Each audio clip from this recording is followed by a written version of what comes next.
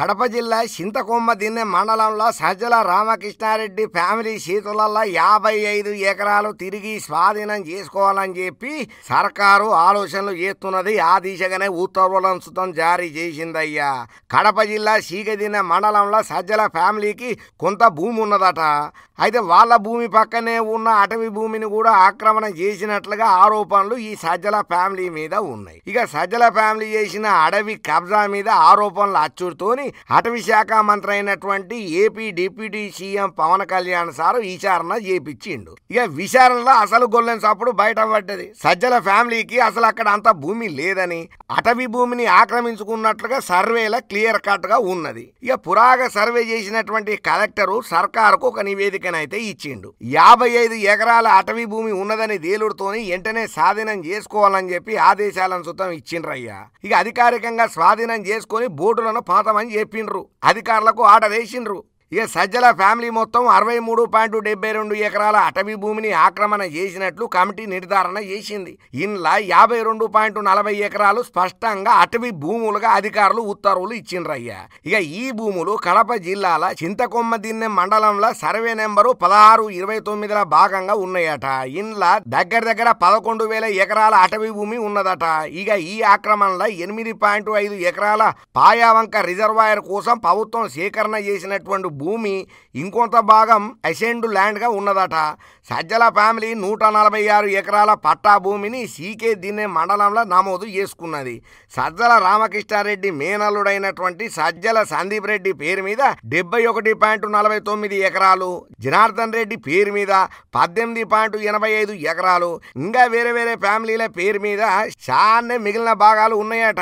ఇక ఈ భూమిలో గెస్ట్ హౌస్, 4 రూమ్లు, ఫెన్సింగ్, డ్రిప్ ఇరిగేషన్ వ్యవస్థ, మామిడి తోటలు, పండ్ల తోటలు, హార్వెస్టింగ్ రూమ్ ను నిర్మాణం చేసిల్లట.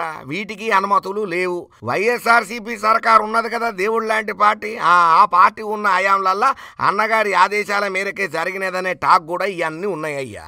ఇక సజ్జల రామకృష్ణారెడ్డి కడప మాజీ డిఎఫ్ఓ పైన ఒత్తిడి చేసి ఈ ఆక్రమణలకు క్రమబద్ధీకరణ చేసేందుకు ప్రయత్నాలు కూడా చేసిండనే ఆరోపణలు కూడా ఉన్నాయి. 2014 ఫారెస్ట్ చేంజ్ ఆఫీసర్ నోటీసులు జారీ చేసిండ్రు కానీ అవి ఏళ్లుగా వాళ్ళ ఆధీనంలోనే ఉన్నాయని చెప్పి సజ్జల ఫ్యామిలీ చెప్తున్నది. అయితే సజ్జల రామకృష్ణారెడ్డి కడప సమీపంలో మామిడి తోటలల్లో నాకు ఒక్క సెంటు భూమి కూడా లేదని చెప్పి 1995లో మా అన్నదమ్ములు కలిసి కొనుక్కున్న భూమి 10 ఏళ్ల తర్వాత వాటిని వదిలేసిందని చెప్పి ప్రకటన చేసిండు.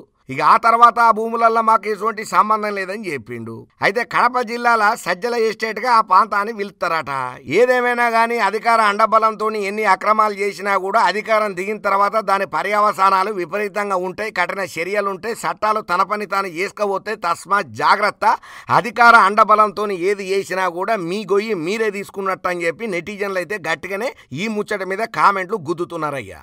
కాకపోతే ఇంకా కొంతమంది ఏమంటున్నారయ్యా అంటే అసలు వైఎస్ఆర్సీపీ పార్టీల మానవత్వం, మంచితనము, అసలు నికార్సైనటువంటి మనిషి ఒక్కడు కూడా లేడా?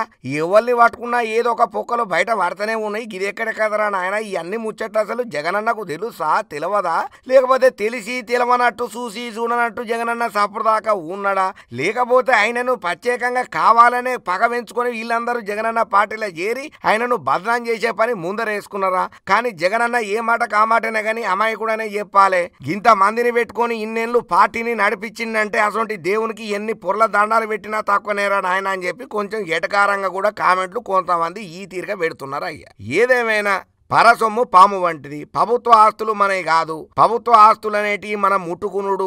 పక్కనే గోడ ఖాళీగా ఉన్నది కదా, అడవి ఖాళీగా ఉన్నది కదా, ఈ జాగా ప్లేసు ఉత్తగా ఎవడు అత్తలేడు కదా అని చెప్పి జర్రంతా మన గోడను తీసుకుపోయి అందులో కలిపినమే అనుకో, అసలుకే మోసం వస్తుంది. ఉన్నది పోతుంది, ఉంచుకున్నది పోతుంది అన్న సందంగా అవుతుంది. ఈ మాట ఈ నేటి రాజకీయ నాయకులు ఎప్పుడు తెలుసుకుంటారో ఏమో అని చెప్పి కామన్ పబ్లిక్ కూడా ఇప్పుడు ఈ సజ్జల భూమి ఆక్రమణ ముచ్చట్లల్లో శివులు కోరుకునుడు స్టార్ట్ చేసిల్లయ్యా.